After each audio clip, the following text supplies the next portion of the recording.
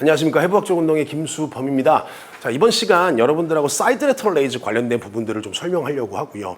여러분들이 생각하는 사이드 레터럴 레이즈는 어떤 부분에 중점을 둬야 되냐라고 얘기를 한다면 아마도 삼각근, 그 중에서도 측면 삼각근 이렇게 얘기를 할 거예요. 근데 저는 좀 반대로 얘기하고 싶습니다. 어떤 거냐면 견봉화 공간이에요. 어깨뼈 입장에서 여러분들이 견봉화 공간이라고 하는 이 공간적 기준이 굉장히 중요합니다. 왜냐하면 여기에는 엄청나게 큰 벌사라고 하는 윤활집이 있어요. 윤활집이 뭐 하는 거냐고요? 윤활액 분비하는 거예요. 그래서 마찰력을 줄여주고 열상이나 손상, 염증도를 감소시킬 수 있는 개념이 되는 겁니다. 이게 안 되면 벌사이티스라고 하는 윤활집 염이 나올 수도 있고요. 그로 인해서 마찰력이 증가되는 과정에서 극상근에 대한 물리적 압박이 계속 생기게 되면 결국 텐디나이티스라고 하는 힘줄 염이 될 수도 있습니다. 자, 여러 가지의 구조의 문제가 나올 수 있는 이 견봉화 공간의 높이를 여러분들이 잘 관찰하고 있어야만 사이드 레터럴 레이즈를 할 때 견봉화 공간의 문제가 충분하게 발생될 요지가 높은 환경들을 조금씩 줄여가거나 좀 배제시켜 놓고 갈 수 있는 방향이 된다라는 거예요. 그래서 사이드 레터럴 레이즈는 제가 개인적으로 고객들한테 별로 시키진 않습니다. 차라리 다른 운동으로 끌어서 삼각근을 더 좋게 만드는 방식을 선택을 하지 일부러 삼각근 운동을 위해서 또는 측면 삼각근을 위해서 레터럴 레이즈를 한다거나 그러지는 않습니다. 왜냐하면 고객들이 어깨뼈의 컨트롤 능력이 안 되기 때문입니다. 자, 그렇다면 제가 핵심부터 얘기 드리면 이 어깨뼈를 컨트롤하기 위해서 가장 중요한 방식의 기전이 뭐냐면 여러분들 이미 알고 있는 내용이에요. 어깨뼈의 위돌림 기전을 선제적으로 만든다라고 하는 그 의미가 여러분들이 운동하시는 보디빌딩과 관련된 내용에 이미 나와 있습니다. 그 자세가 뭐죠? 라인업이죠.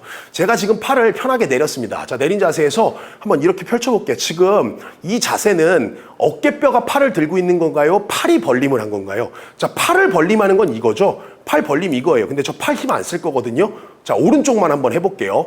자, 이런 느낌이에요. 어깨뼈가 상방회전이라고 하는 위돌림을 통해 팔을 지금 일부 들어올린 동작이 되죠. 그렇다면 지금 전거근에서 구심성 수축을 했으니 지금 전거근에 힘이 들어오는 걸 아마 보실 수 있을 겁니다. 자, 이 상황을 제가 등척성으로 힘을 꽉 줘서 묶을 거예요. 그러면 팔을 내리고 싶어도 어깨뼈가 위쪽으로 가려고 하는 힘과 팔이 일로 들어오려고 하는 힘의 마찰력으로 인해서 델토이드에 이렇게 뽕이 생기는 거 보이시죠? 그냥 있었을 때와 막 누르려고 할 때 이때 제가 이걸 그대로 뒤로 돌려볼게요. 후면 삼각근에 지금 힘들어가는 거 보이세요?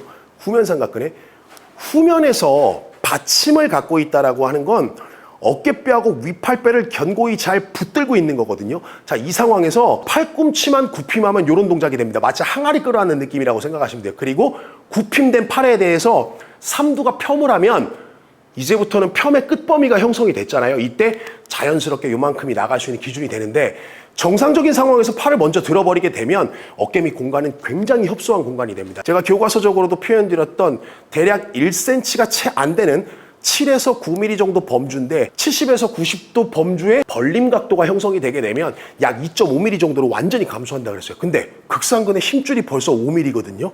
그러니까 이미 물렸다라고 생각하는 게 맞습니다. 따라서 이러한 현상을 줄이기 위해선 라인업 자세와 같은 어깨뼈 상방회전을 선제적으로 어깨뼈가 만들어 놓고 그 다음에 팔꿈치 굽힘에 대한 편 기전에 가속을 이용해서 윗팔뼈의 벌림 구조를 만들어내는 겁니다. 그러면 이런 동작이 나옵니다. 아주 자연스럽게.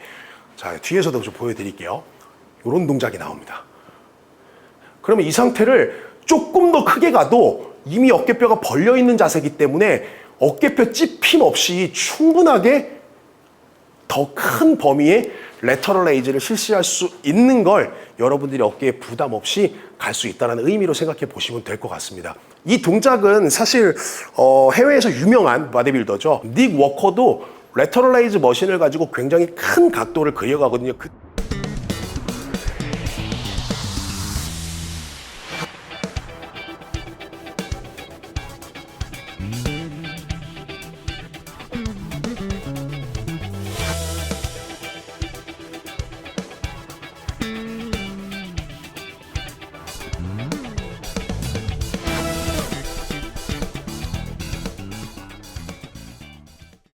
델토이드라고 하는 삼각근 운동에서 굉장히 중요한 역학적 요소가 된다라는 개념을 아마 이해하실 수 있을 거라고 생각이 듭니다. 그래서 어떤 운동을 어떻게 하느냐가 중요한 거 물론 맞습니다.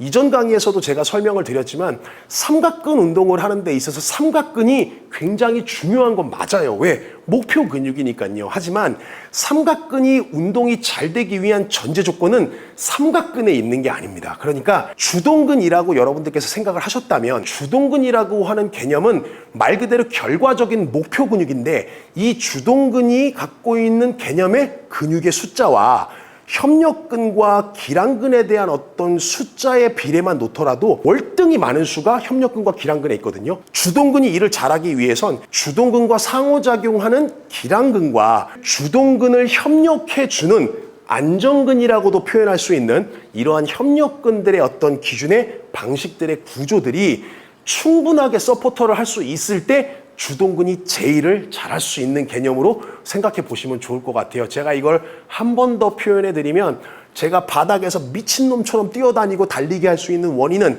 저한테 있는 게 아닌 거죠. 바닥이 강도가 저보다 높기 때문에 제가 뛰는 양에 대해서 반발력을 줄 수 있는 개념이 되는 겁니다. 반작용력의 크기가 제가 주는 만큼 있어야 제가 뛰어나가는 거거든요. 근데 뻘밭 같은 경우는 반작용력을 줄 수가 없잖아요. 그러니까 땅이 꺼져버리는 거죠. 제 체중이 올라가게 되면. 그러면 나는 운동을 많이 안 하는데 이제는 뻘밭이 운동하는 상황이 생기죠. 왜?